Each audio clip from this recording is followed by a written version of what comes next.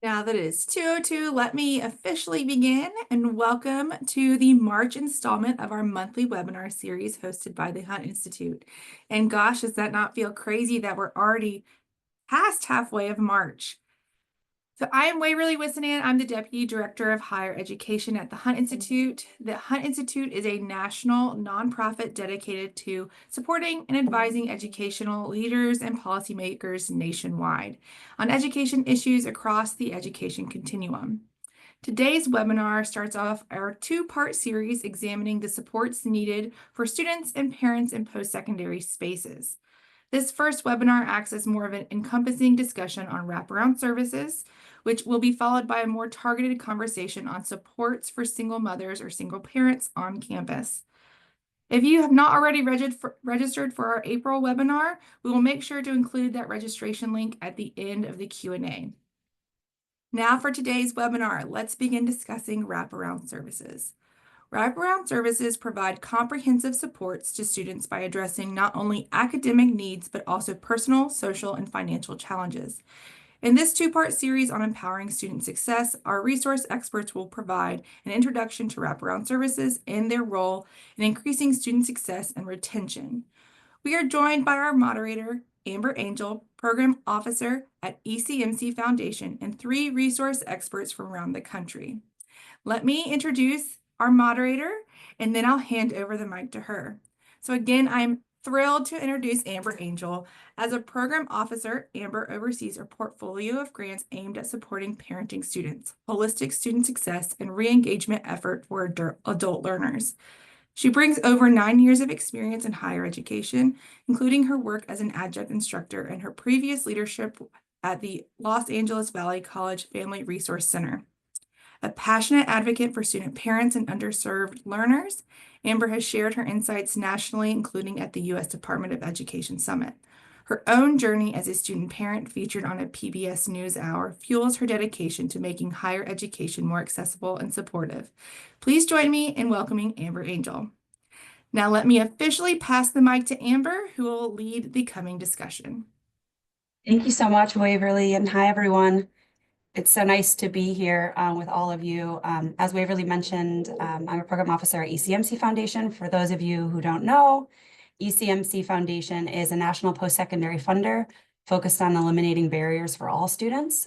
We have focused initiatives that target the most vulnerable, rural students, basic needs, and parenting students, which we're going to be talking about today.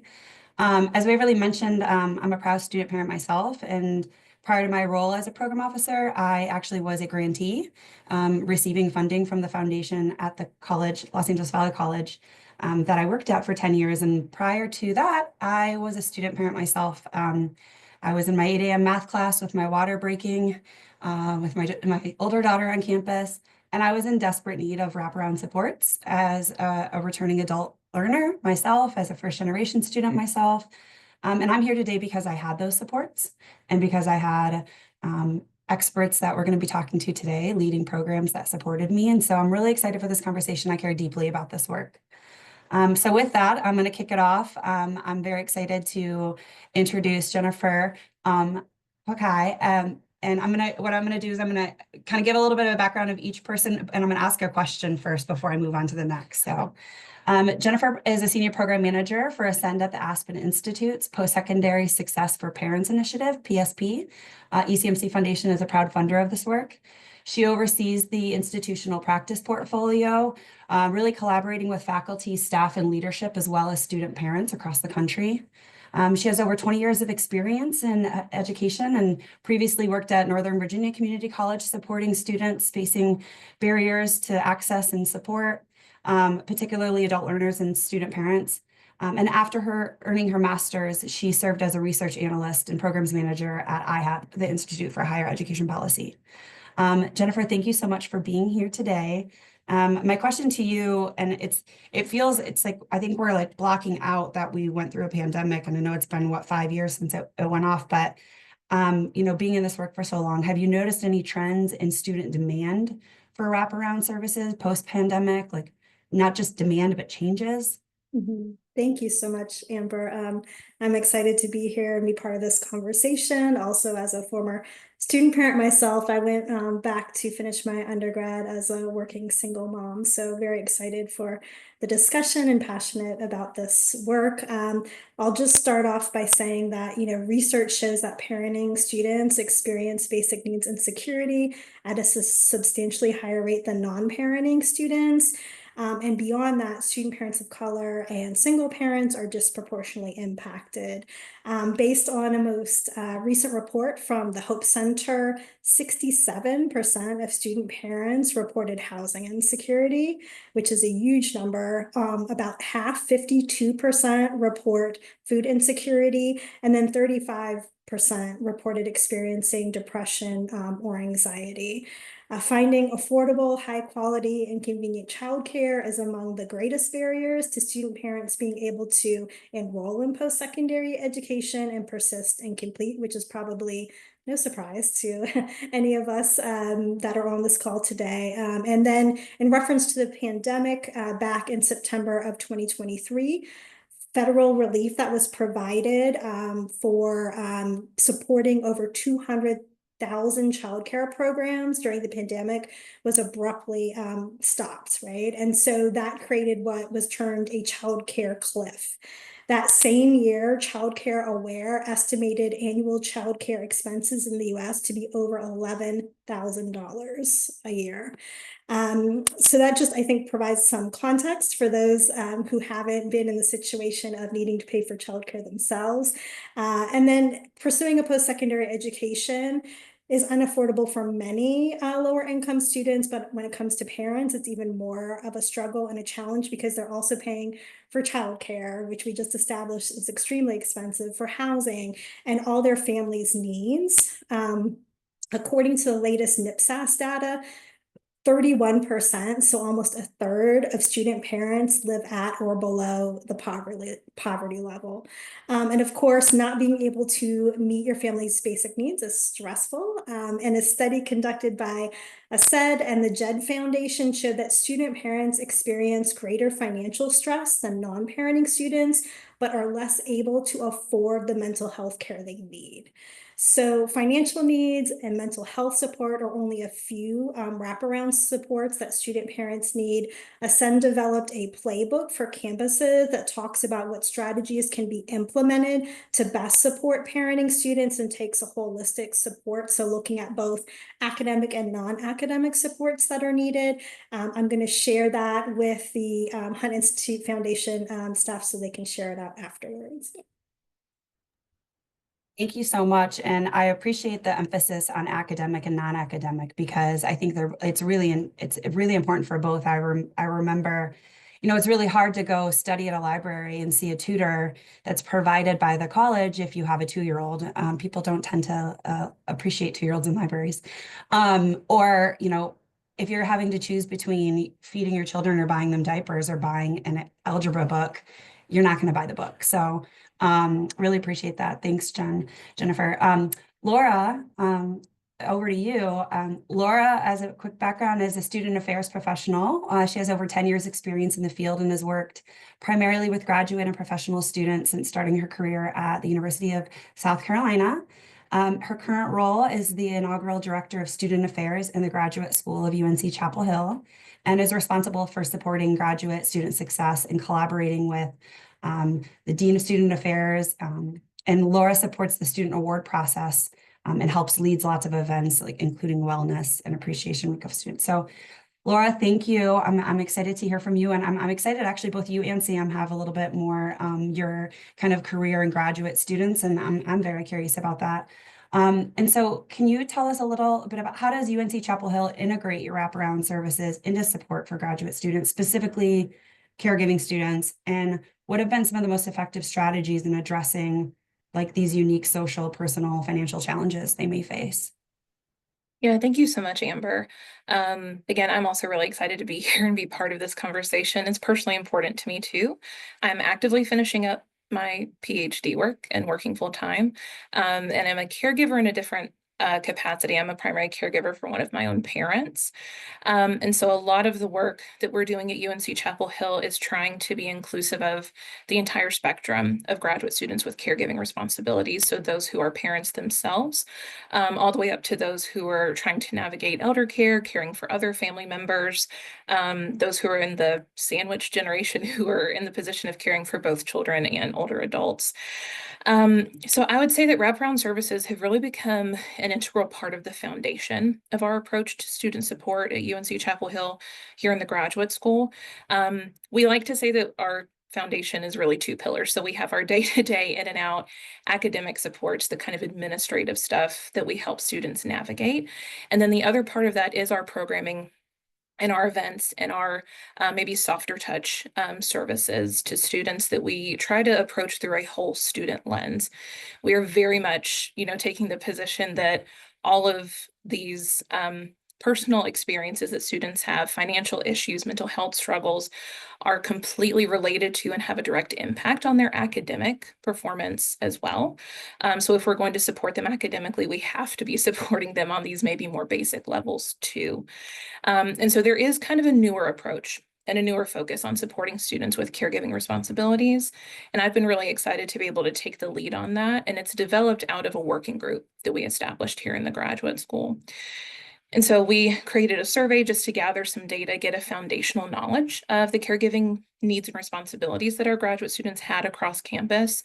And their biggest concern was having an opportunity to build community with students of similar experiences and similar situations, and then finding resources for that financial support, guidance, and navigating a lot of the local community options that may be available to them, but that they don't know where to start, and even looking for those types of resources and places of support.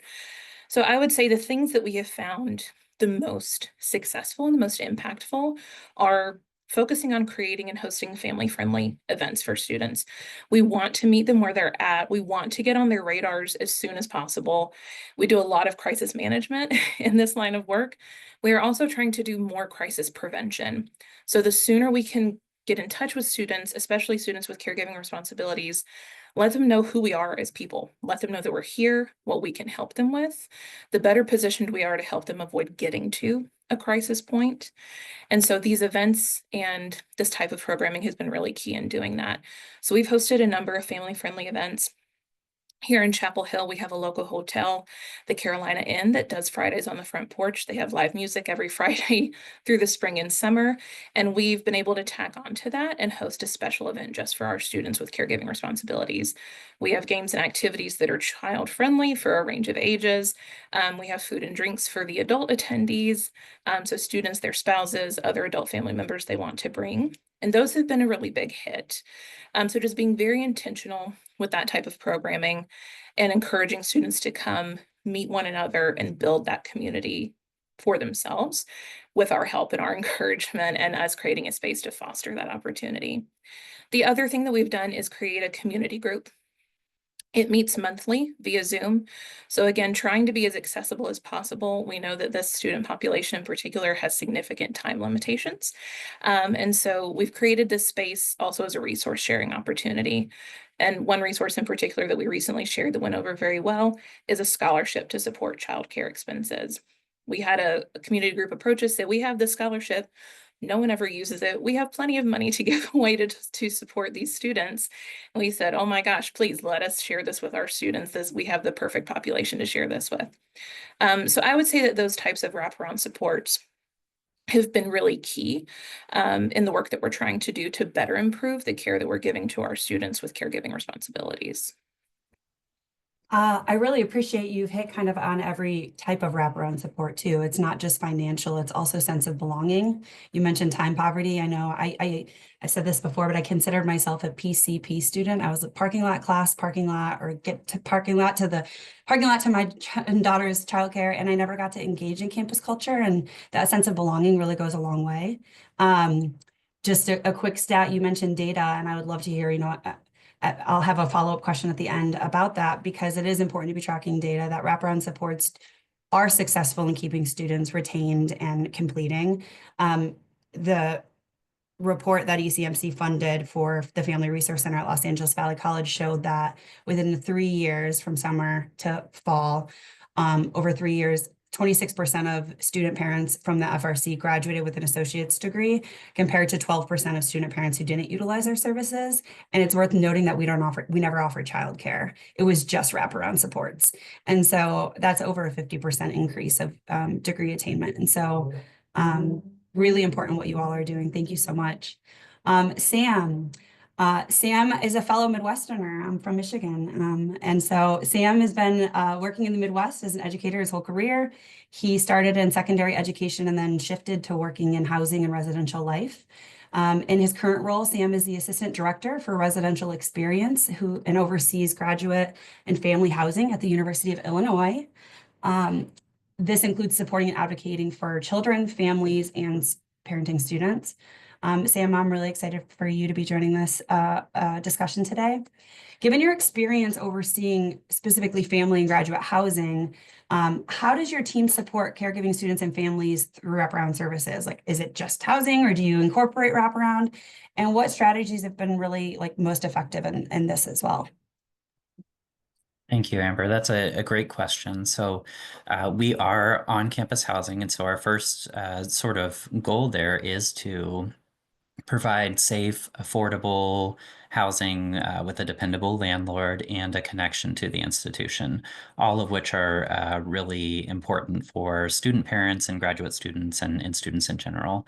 But because we are working with that housing piece, we do end up hitting really every aspect of their out of the classroom experience. And so we spend a significant amount of time working with a lot of those personal sorts of pieces and that holistic sort of student experience beyond the classroom. And we work with a lot of those wraparound services. We provide some of those in-house, and we do a lot of referral.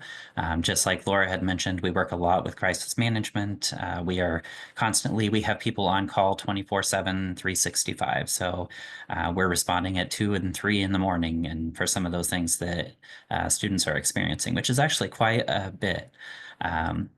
So there are lots of strategies that we use to kind of provide that support. The first is we spend a significant amount of time training our staff.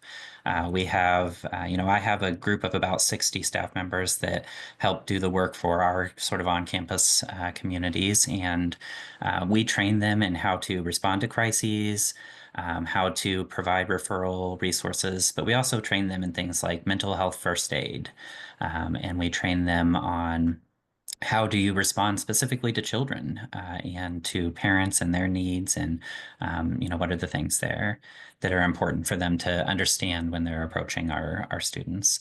The other thing we do is we really try to provide resources that hit at what our students are needing, especially for those student parents. So we actually have an on-site student resource center, family resource center that provides a lot of opportunities and resources and can connect them to other places in the community. We have a wellness center on campus or on site in our apartment community that actually we bring in wellness partners who will perform things like dental clinics and things like that. And then we actually offer an on-site preschool and after-school program that's run through our housing space. And we do that because it's, what has been mentioned several times. There are a lot of parents who are looking for those childcare spaces, and those can be really hard to find. So the other thing that we do that is really important is we build a lot of relationships with the campus and the community. On campus, we work very closely with our Dean of Students office. We provide a lot of referrals there. With our counseling center, our international student office, our cultural offices, and our health center on campus. And we do a lot of collaborative programming. We work constantly. There's a lot of case management in our work. And so helping students and student parents to get really connected to the right resources on campus. But we also are really big on building community relationships, because higher education as a whole tends to focus on a population of, traditional age, single undergraduate students, which is okay. I mean, that is the bulk of the institution. But for a lot of these graduate students and student parents, there are just resources that are not available at the institution sometimes. So we have great relationships with the public health department. We actually have an on-site WIC, Women, Infants, and Children assessment site. So a lot of our parents in our communities qualify for that service, and they can actually do the assessment right there in their community. We also work with the Head Start program, and they will go to parents' homes, their apartments, and will actually do some of those services for them right there in their apartment. We have great relationships with the public library systems and the school systems. For our after-school program, we've actually arranged with the school district where they actually drop off the bus stop drops off right at our after-school program. So everybody who lives in our community, it's a free after-school service that we provide. And for those of you that are parents and have children in after-school care, that's a significant service to be able to provide that. And it's right there in the community, so our parents can go to school and can work and can be confident that they can just come home to their space and have the kids there. But we also, going back to that crisis piece, we work a lot with domestic violence agencies in the community.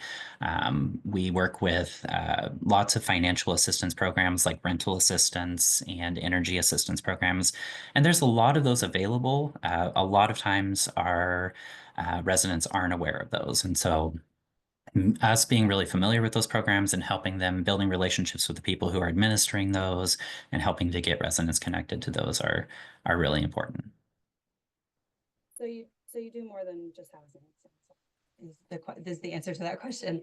It seems like you're doing a lot. I mean, I really love and appreciate you mentioning after school childcare. And it just made me think my daughters both went to after school childcare till 10 p.m. till they were 13, so I could take evening classes to finish my degree. And now, in your tracking student or children data, so that this impacts children, it impacts economic mobility for entire families. And so as a first generation graduate now, the conversations with my daughters are about what they're going to do when they go to college, not if. And my youngest said, "Mom, what are you talking? I already went to college." I'm like, "No, you went to preschool at college. That's different." So before I open this up to the audience for some Q&A, and as a reminder, please, if you have any questions, I drop them into the Q&A feature at the bottom of the screen. I'm just going to follow up with one more question I'd love all of you to answer. I'll start with you, Jen, Laura, Sam. What did, from your purview, and every institution is different, and that's something that's to be said, right? Like if your population is in that sandwich generation, Laura, that might be different. Sam, you might have younger students who are also caring for their younger siblings, and that might be a caregiving role.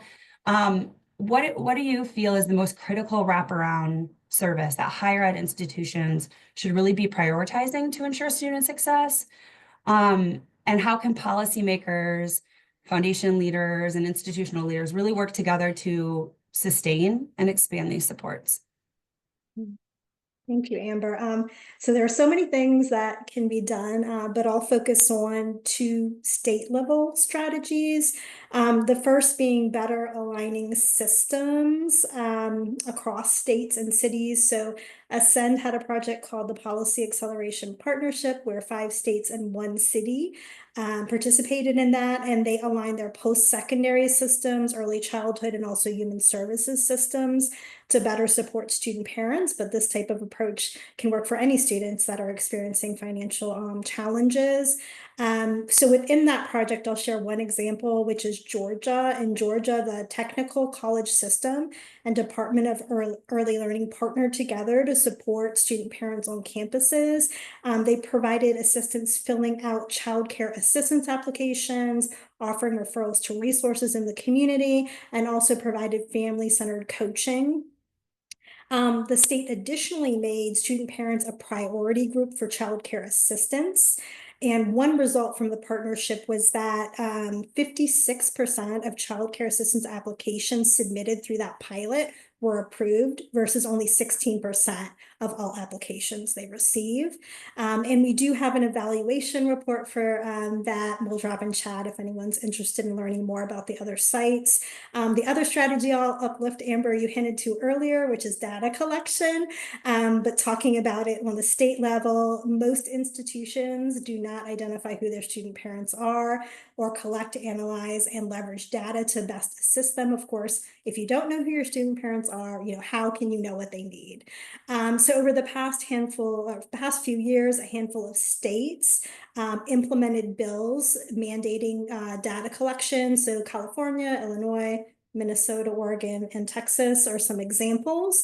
And some of those bills included other supports like student parent campus liaisons, student parent web pages being mandated, priority registration, things of that nature. And today's Student Coalition actually wrote a report that kind of mapped strategies at the state level that are happening. And we can drop a link to that as well. Thank you, Jennifer. Laura. Yeah, so I wrote out a lot of notes in anticipation of this question. So I will try to keep it condensed. I think my thoughts really do fall into kind of two broader categories. So focusing on addressing food insecurity, which is one of the most common types of financial insecurity that we see here, obviously housing insecurity too. And then mental health support, because these two aspects, lived experiences, can really feed into one another and exacerbate one another before we even get to thinking about how they impact academic performance for students. And so specific things that we have found to be effective, but would love, additional support for. We've started a food pantry here specifically just for graduate and professional students to access, but it is part of a larger food pantry network on UNC's campus. And expanding to that network framework, I think, has been really incredible, especially for our graduate students and graduate students who are parents, because it is so difficult to get to a specific space sometimes. You can only go to the building that you tend to spend most of your time in. And so if we have a network of food pantries, and we can say, hey, you may not be able to make it to our office space, but I can point you to 3 other food pantries that are closer to you and closer to your usual route or proximity or wherever you need to go, is incredibly helpful for our students who are parenting or have other caregiving services. And then on the mental health side of things, I think it's about access, but also access to information and breaking down that information gap and information barrier. We have a ton of great resources on our campus. They are often marketed almost exclusively to undergraduate students, or with undergraduate students in mind, which, again, as you pointed out, Sam, is not, bad or anything if they make up the bulk of the population on a campus. But our graduate students account for more than 1/3 of the total students on our campus. And so many of them don't realize that they have access to counseling and psychological services, or that particular area also provides financial support for them to get mental health care with a community provider. And so I would say that kind of information gap is one of the biggest things to work on, but also expanding the actual policy support, financial support for building out things like a food pantry network, a resource hub that is specifically targeted at getting that information to students. Thank you. Sam. So I absolutely love, Laura, that you touched on the mental health and the food insecurity. We absolutely see both of those as well. And the food insecurity, interestingly enough, we see that a lot with our children in our childcare spaces as well. And so thinking about, we provide extra snacks. We often provide opportunities for students to bring, the children to bring things home with them as well. And so that's a critical one. And the mental health, I mentioned our staff are trained on mental health first aid.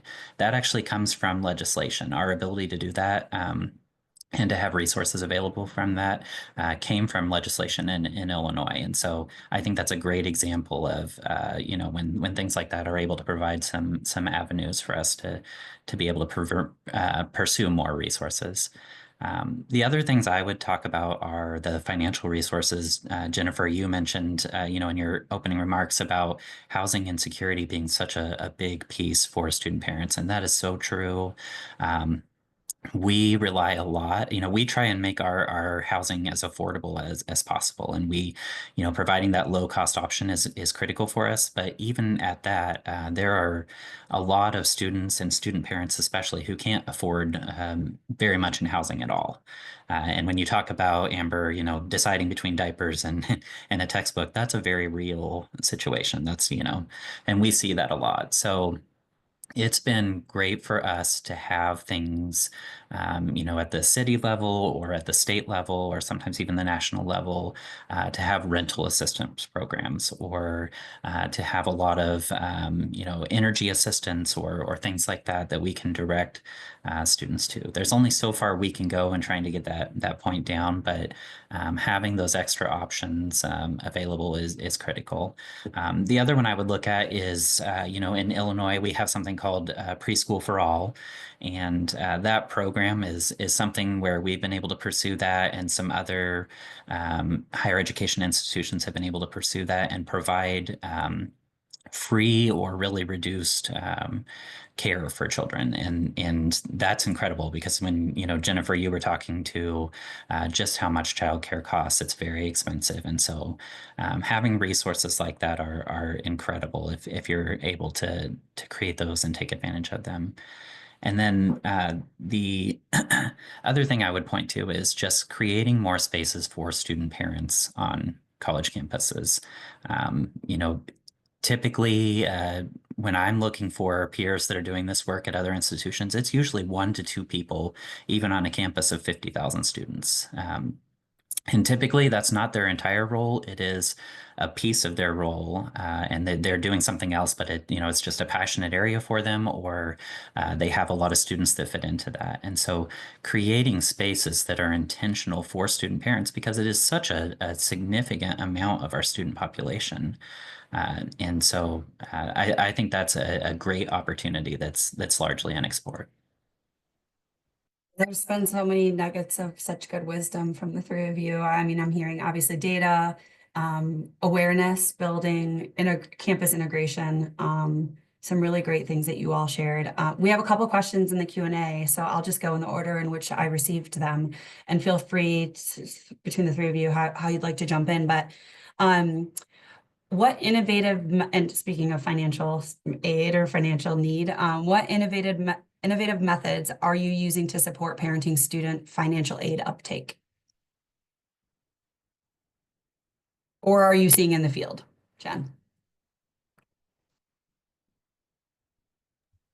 I'll speak to when once upon a time I was a practitioner at a community college. A few things we did. One thing that we did was actually for teen parents. We partnered with the K through 12 system teen parent programs, and we would go to the schools and engage the teen parents in college access, college readiness. We would help them fill out the financial aid applications and help them bridge to the community college. And then the program that I was in at the college, it was filling out a financial aid application as part of the kind of onboarding process, but then also each year was something that students committed to be part of our program and receive various supports. And I just thinking, Sam, to your point at the very end, talking a lot about like family-friendly spaces and welcome campuses. I think, something having this is low-hanging fruit, and it seems like a silly answer, but having family-friendly spaces inclusive of financial aid office, whether, where you have those like tables where students can fill out their some paperwork, having coloring pages or crayons, having it feel welcomed, having financial aid workshops that have maybe a play table, so parents are welcome to bring their children. We know they experience time poverty. It's financial aid it's a really difficult thing to figure out, regardless if you're a parent or not. And if you don't have a whole lot of time and you're getting sent around to different offices, being able to be more family inclusive, I think, is a big one. All right, so I have a question here about what strategies can be employed and implemented to measure the impact of these wraparound services. How are you measuring impact? Specifically around like success, retention for student parents. And then how can that data be used to advocate for some bipartisan support for sustainability? And what I mean, we've got funders on the call too, how funders can be supportive of this. I'll jump in for this one really quickly. Because the work that we're doing targeted at caregivers really did start with a survey just to get a baseline idea of the number of our graduate and professional students who had some type of caregiving responsibility. And those results came back with a much higher percentage than I think we were anticipating. And so that was really useful in opening our eyes to the sheer number of our students who were trying to navigate this type of responsibility while also being graduate students. And so we've tried to take that data and combine it with the data that we were already collecting in terms of here are the students who are engaging with our events, or here are the students that we engage with in the office, really having a robust case management system to keep track of the students we're interacting with, how we're interacting with, what they're sharing with us. I manage our parental leave process because we do have a parental leave policy in place for our graduate students. And that's a really incredible touch point for me to be able to connect with these students who we know are parents of at least one or two very, very young children. And so we're able to also stay in touch with them and keep track of their time to degree progress. So we have data on how long it takes them to complete their degree. We have data on whether or not they're requesting a number of extensions to be able to complete their degrees. And then we are also trying to consistently collect qualitative data from the students that we're interacting with about how easy is it for them to actually access these services we're trying to provide to them? Are there gaps that we still are missing? And so we've been able to collect some really great data between these kind of a combination of sources and a combination of approaches so that we can tell a story and kind of have a narrative about the impact of the work that we're doing, but also the ways in which we want and need to continue to grow these efforts to have an even greater impact on our students. I can provide some insight in this as well. We do have we have an assessment cycle for our communities and the resources that we provide. And one of the things that we constantly are looking at is are we meeting the needs of our student parents? And so we have on an annual basis, we have focus groups and surveys that we send out, and we look at what are they looking for in resources, what are they able to work with in terms of financial restrictions and things like that. So we do a lot in really digging into those pieces. And those have been very helpful for us in trying to get more support in the institutional level behind student parent resources to identify the number of individuals that are living with us and attending and working through that. But we've also had things like in our after school program, we talked to that food insecurity piece. We've actually been able to track some of that. And that's been really helpful in us applying for grants to provide additional food for childcare spaces. And when I think it's for us, it's been identifying what those needs are.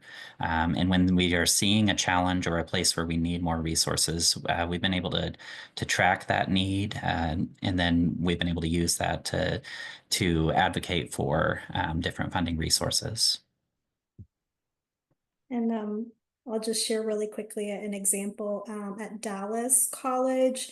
They have actually developed what they call the Student Care Network that brings together student care, health services, counseling services, and basic needs support via a portal, via technology, so that students don't have to navigate all those different areas. And there's data collection happening in the background, really robust data collection that they're then analyzing and leveraging. And I think we could drop a link to where that's located on their webpage.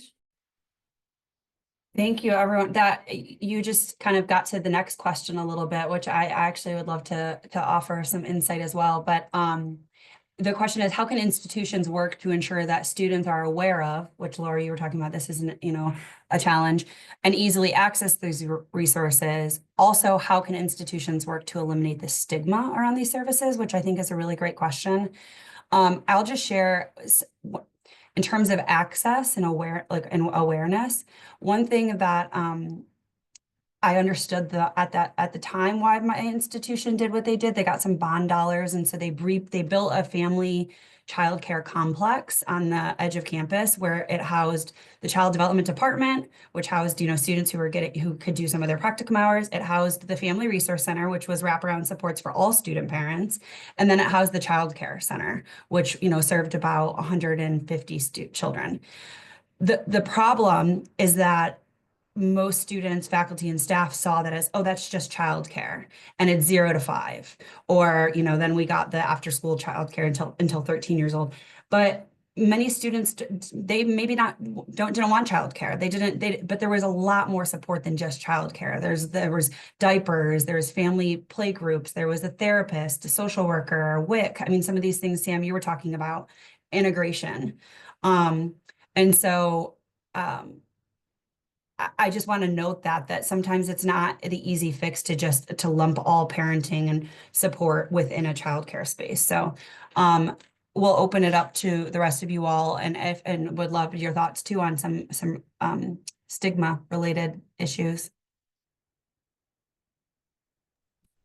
I can kind of jump in there. I do think part of it is getting the institution to think differently as well. There is definitely that focus on undergraduate students, but also, adding in here is this other group of students. And for us, that has been building partnerships around the institution and with the community, and finding spaces for those groups to really connect and collaborate. We do one of our big events every year is a student parent event where we bring in a whole lot of representatives from the community. We bring in a whole lot of representatives from the institution. We have panels for the students to be able to ask questions, and we have spaces where the students can go and engage with all those resources right away. And we turn it into kind of this big celebration of student parents. That's our goal. And we, it helps with them feeling like, okay, this is an intentional space connected for me.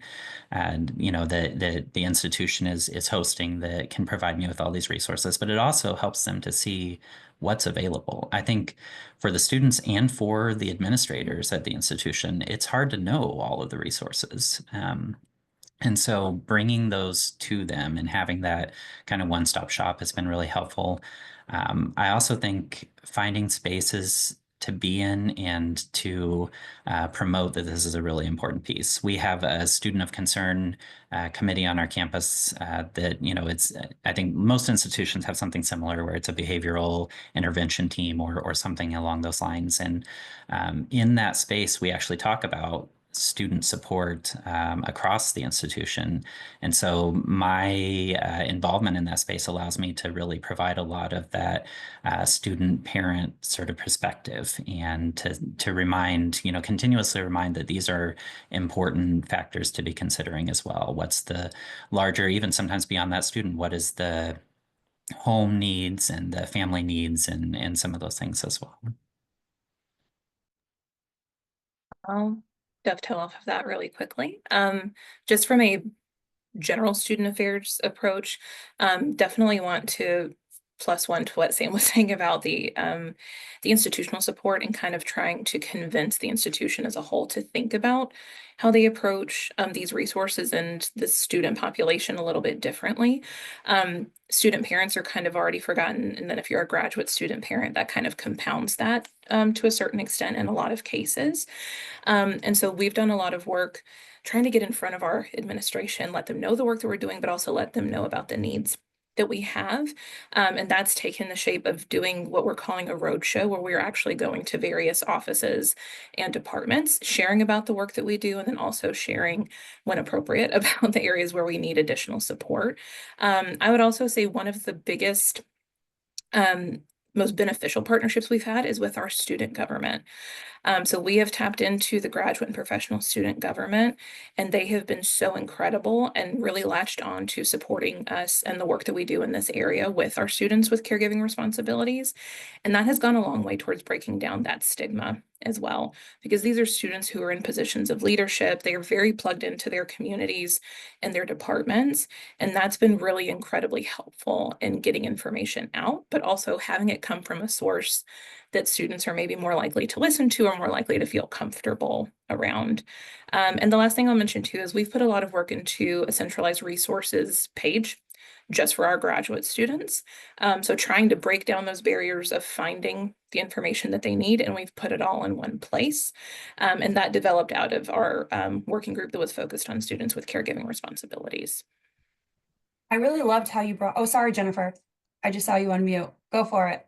I was just going to add one last thing, and that is oftentimes when it comes to student parent support efforts or support efforts around various groups, staff and faculty can be siloed oftentimes. And faculty are so important to be engaged in this work. They're on the front lines. They're with the students every day. And also they're the ones that can ensure classrooms are inclusive, right? And so I think engaging them in the work that you're doing, if you have a task force, ensuring some faculty are on that, providing, training or professional development for faculty around student parent protections and promising practices is so important. And, creating like a syllabi language, for instance, that talks about student parent protections and also supports at the institution is vital. And that's something that students are definitely hopefully going to see. So. Thank you. Thank you. All I was going to say is I really appreciate Laura, bringing up that engaging student parents. I think there's a stigma around the time poverty that like, oh, they don't have time to be engaged. But the fact, I mean, we're seeing this from the Spark Collaborative. We're seeing this with Education Design Lab, these grantees that are these organizations that are really engaging student parents, and they are really want to be advocates. They really want to influence decisions that are happening on their campus. So I think engaging student parents is an excellent strategy. So we've got 13 minutes and 4 questions. So hopefully we can get through these. How can college access programs outside of institutions engage and support parent-student initiatives at institutions? Sam, I know you mentioned you have a lot of partnerships outside of the college. I don't know if those were college access programs per se. Yeah, it's not a lot of college access programs, primarily because a lot of yeah, we're more of a once they're here. But what I will say is, contact the institution and let them know that you're looking to build those relationships. I think a lot of this is relational, and it is finding somebody at that institution that's willing to push that forward. I think there's a lot of opportunity always, but reaching out and trying to connect with those groups. I think people in positions that are going to work with student parents is a great place to start. A lot of, if there are housing spaces where they're housing families, I think that's a great place to start. Looking at graduate colleges and individuals that are working there.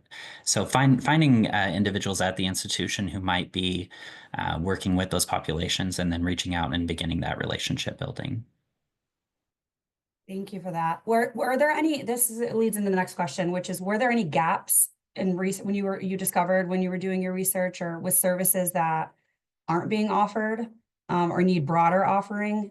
And by research, I mean looking at your data too, because you're not all necessarily doing research projects, but was there any gaps that changed the way you do things? Or those, I mean, those can be ongoing, right? I'll share one gap that we identified, and that was healthcare. And so it can be really tricky. Student insurance, sometimes it's tricky in figuring out how that applies to your children or your dependents.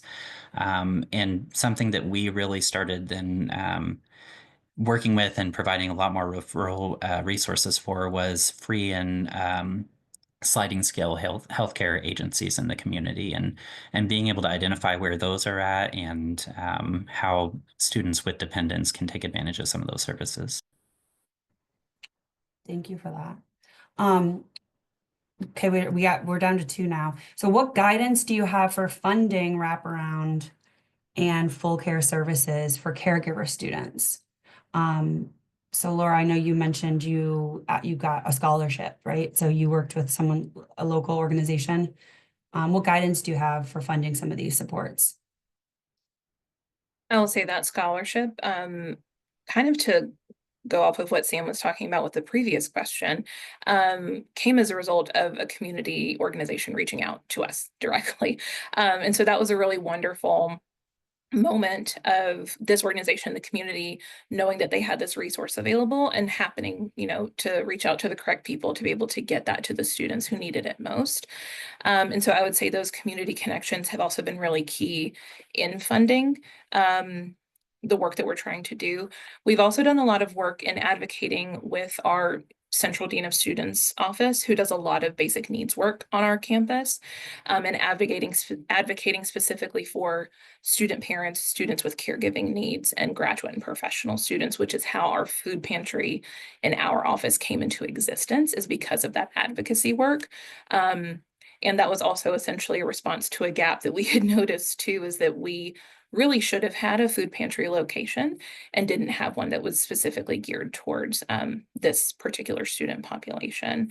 And so internally speaking, advocating for more funding to being dedicated to this area, which is not a fun conversation, but has been a very necessary conversation to have, and being able to come with data to back up the request that we're making has been really, really key in having and finding success in that conversation.